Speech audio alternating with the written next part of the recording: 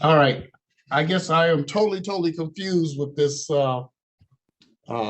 defendant India McSwain case. Is this, I mean, Your reporter might need a break Oh. before you get started on the motion. I'm fine, thank you. Oh. oh, I know. We got, all right, this is parties are joining. Okay. All right, let's see, what do we have today? Well, let's call this case. This is case number V12881822OM. City of Detroit. Wait a minute, is Miss Rogers? Yes, Miss Rogers is out here. The City of Detroit is the plaintiff. Defendant is India McSwain, who is represented by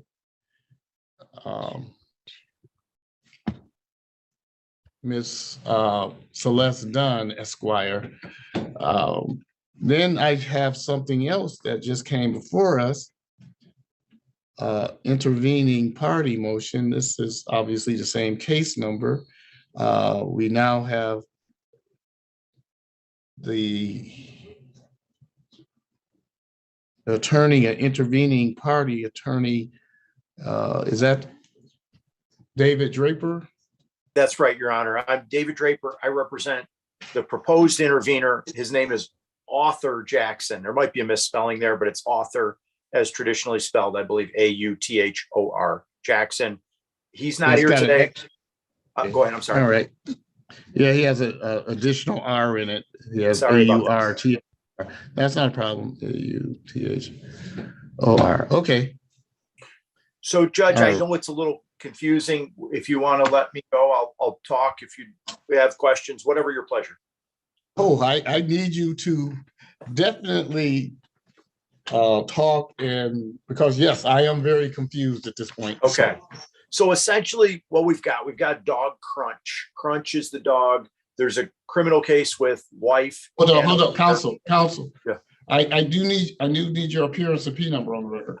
Sorry, David Draper, P43750. I'm representing proposed intervener or Author Jackson with his consent. Okay, just so I understand, it's Author Jackson, who was somebody who claims to be a co-owner of the dog Crunch. You've got it.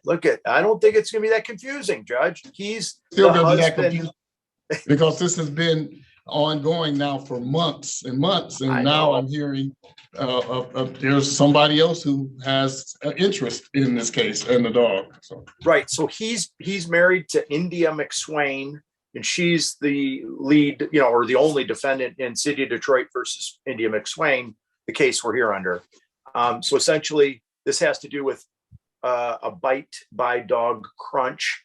The parties are married. The proposed party, that's Author Jackson and India McSwain, are married, have been married for many years. They own jointly Crunch under the Detroit Municipal Code's definition of owner, which is section 6-1-2. They are both owners of Crunch. So India McSwain comes here on a criminal case to have Crunch put down or euthanized. My client is interested in regards to, as the state would perform something like this, the civil forfeiture, because Crunch is property. And in this case, the city is attempting to take that property or euthanize Crunch. So Author Jackson's argument is, I'm an owner of Crunch. I hadn't been notified of this. I haven't been a party to either proceeding. So in order to euthanize, there's got to be two incidents with a dog bite. In this type of case, there was a prior incident that Author Jackson was not party to, and in order to euthanize, there's got to be both. So I know it's confusing, but the argument on behalf of Jackson is, hey, I'm an owner. I'm sorry. Go ahead. I'm sorry. Well, it's not confusing what you're stating. What's confusing to me is a case that's probably going on a year at now, in an interested party, suddenly, the dog hasn't lived with him. He hasn't been, because I know the dog was taken to a facility someplace, I don't know where, for someone who is capable and skilled in handling dogs that have shown a propensity for being dangerous. And so if he and the initial defendant are married, and I'm just wondering, where has he been for the last number of months? Oh, Your Honor, if I Right. could briefly address that, I did highlight to the court and tried to bring him in through Miss McSwain, and the court denied that. That was roughly in March of 2023. So he's been there, and I've highlighted that to the city on numerous occasions, but they've fought me on that. And I think it's because they don't have the first administrative hearing against him. There's other issues there, but just to remind the court, Your Honor.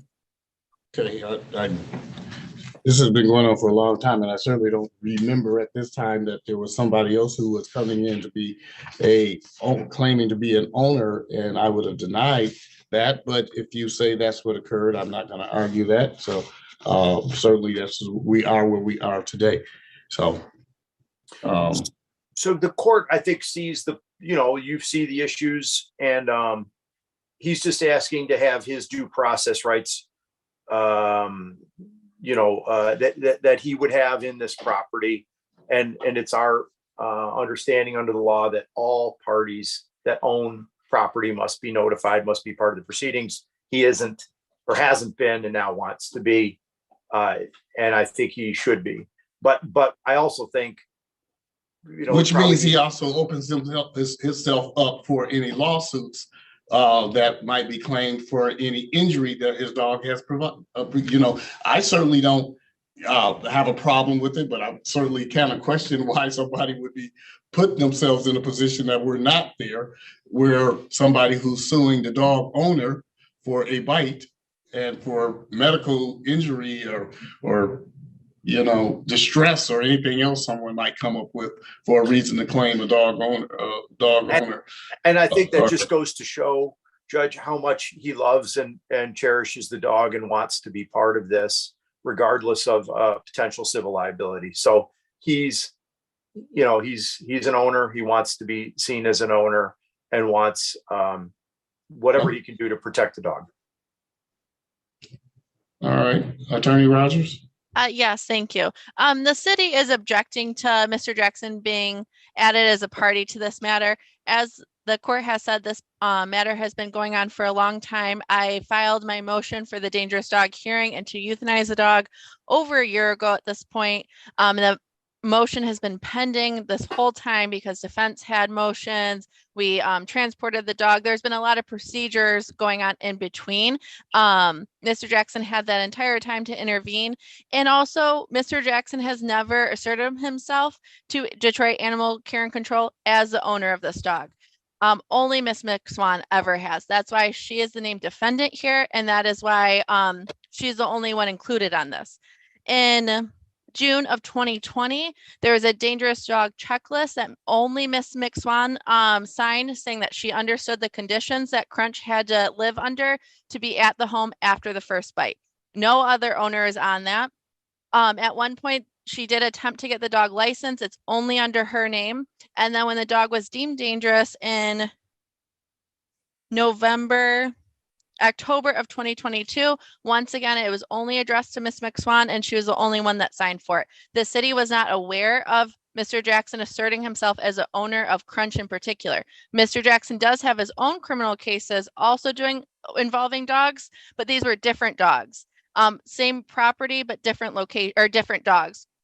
He made assertions to Detroit Animal Care and Control that he did not own Crunch, and that is why only Miss McSwan is the named person here. And also, we aren't dealing with a civil forfeiture. This is a criminal case under a criminal case number, and this is a motion that is being heard under that criminal case number to euthanize a dog per the City of Detroit ordinances that allow that. We ask that this hearing move forward on October 26th.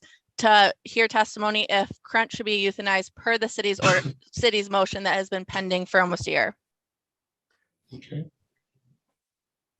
So, Attorney Draper, tell me why I should do anything today that might delay or anything involved in this case where we cannot say your client did not know about this.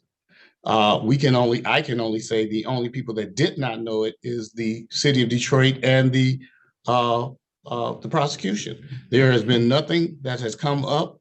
Certainly there would have been nothing that would have stopped your client from coming forward at any point saying, hey, I am a owner of the dog.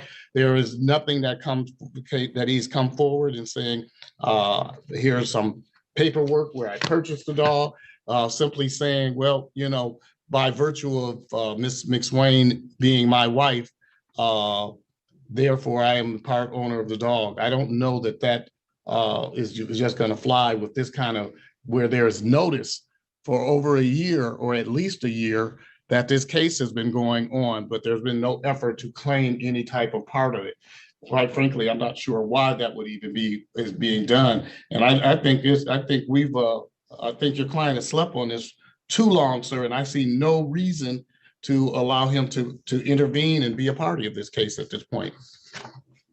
Thank you, Your Honor. I understand the delay argument, and I apologize. It's not the intent to slow down the process or justice. And I appreciate the court's position and understand that argument of the city and the court, of course. So is that a ruling, or how should I, whatever? That is a rule. So if he had some reason where he wanted to be heard on this case, like I said, this is not like, oh, somebody else was involved. This is my wife. I've not heard anything today that said that they were separated and this information was kept for him. And he, you know, he's now aware of it and he wants to be a part, and he wants to be part of the fight to protect his property. I have nothing that just says, well, I'm not doing anything until the 12th hour, and I'm going to want to intervene as a party in this case. No, this is late. People had no notice of it, and I'm not sure exactly what the purpose and how it went, but I'm not going to allow him to join in at this point in time. Thank you, Your Honor. And I'm not going to make representations to the court that I don't know to be true. I can't do that, obviously. So I would accept, thank you for the court's ruling. Okay, Thank you. Okay, if I could just add to the record, Your Honor, I included, the city had absolute notice. Mr. Jackson is on the police reports. And I, on my motion dated December 9th, 2022, informed them of author Jackson's ownership. And the reason they fought it, and it's just for the record, Your Honor, last point, is they fought it is because they have no administrative determination, which is time barred by the statute of limitations against Mr. Jackson. And the records replete, they knew he was an owner. Thank you, Judge. Ms. Rogers? The city was aware of Mr. Jackson, that he was at the property, owned dogs at the property, but the city was not aware that Mr. Jackson owned Crunch. He asserted himself as the owner of, I believe, 4 other dogs at the property, not Crunch. Miss McSwan only inserted herself as the owner of Crunch. Your Honor, the records don't reflect that, but. All right. I've ruled on that matter. So, you know, Thank you very much, Your Honor. Thank you, counsel. Everyone have an Thank you, excellent Judge. day. Thank you. Thank you, Judge. No, just additional on the record, we've been to court maybe 6 times on this matter, and this is the first I've heard of Mr. Arthur Jackson. So, all right. Court ruling stands. Now. Thank you, Your Honor. Your Honor, right. last thing, if we can have a moment, this is not on the motion. Miss Rogers and I got her witness exhibit list yesterday. She'll have mine today. They're due today. I also had in a note that you may want a trial brief, but Miss Rogers wasn't sure, and I wanted to make sure I may have misunderstood. Did the court want us to file trial briefs as well? That would be helpful, yes. Okay, and when would the court like the trial briefs? Do we have a trial date yet? That's 2 I don't weeks. remember. Well, Yeah. so we do have a trial date. I believe it's in February, but we have a dangerous dog motion hearing on October 26th. That's a trial, Judge. This is a civil forfeiture action. It is not a civil forfeiture action. It's a motion hearing. This is a criminal case. It has to be Judge, the process is a civil forfeiture, but it's neither here nor there. We have it for the 26th. All right. The 26th of October. Okay. I need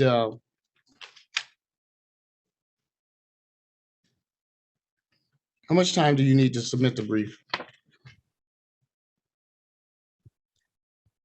I mean, I could do it next week, Judge, if that works for Ms. Rogers, maybe by next Thursday, so that it would give the court a week, if that's enough time for the court. Actually, unless it's 400 pages, I just need it the day before. It won't be, mine won't Oh. be. If I could have mine in the week of the 23rd, I start a jury trial next week. So next week I'm going to be a little jammed up. And that would be fine with me, Judge, just so, That's fine. I don't want to stress you. Long as I have it a day or two before you're going to be arguing, that's all I really need. So, I do have a question on what the issue that needs to be briefed. counsel, if quite frankly, I think I pretty much know the case, so I'm not really sure that I actually need a brief. But if sometimes the attorneys like to submit one so they can outline their argument clearly and then just kind of refer to that when they're doing their argument, as opposed to just doing it all in before the court. That's kind of up to you. I'm kind of flexible. Okay, the people have essentially already done that in our motion hearing, our filed motion that wasn't heard yet. So I believe the people will not need to brief anything additional. There's nothing additional that needs to be said, counsel. That's kind of up to you now. If there's something that you want to highlight and, put in red, bold, or stars around it for me to see, that's kind of up to you. Okay, Your Honor, so optional, and then if I'll file it on October the 24th, 2 days before the hearing, if I decide to do that. That would be fine, because then if Ms. Rogers wants to look at it and say, hey, you know what, I kind of want to respond to this, you'll have time to do so. Okay, Great, Fair enough. thank you. thank you, Your Honor. And I have Thank you. one more question. Is this a Zoom hearing or in person on the 26th? I'm requesting an in-person, Your Okay, Honor. I couldn't remember. You're requesting in person, we certainly will do that. You have that right to do so. Thank you, Judge. Thank you, Your Honor. Thank you, counsel. Madam Clerk, Hmm. we're gonna have this in person on, do you know what our 26 looks like? Your Honor, can I exit with all due respect since I'm not party? Is that okay? Yes, sir. Okay. Thank you so much. And thanks to your staff. Um, All right. It's already scheduled for the 26th. I just don't remember whether, I have to check it now and see what that originally scheduled for in person. 'Cause I don't know if that's what we originally agreed upon, but I'm about to check.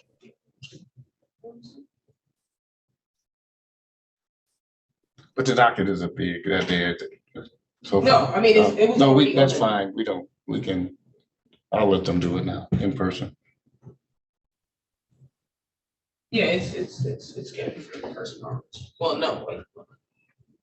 The motion hearing wasn't, but that's fine. And that's a Thursday. Yeah. Okay. All right. We're good. We can do this in person on the 26th. Okay, And what time is it at? That's Let's do 10 o'clock, because hopefully we'll be finished with our morning docket by then. 10 a.m. Works for the Thank you. people. yep, 10 That good a.m. with you? Sorry. Thank you. Well, I'll get to see you in person, counsel. So we'll see you on that date. Sounds good. Thank you very much. All right. See everyone on the 26th. I'm sure I'll talk to you before then, Miss Dunn. Okay, sounds good, Ms. All right. Thank you. All right, thank you, everybody. Have a good day. All right. See you guys. Have a good one. See you tomorrow.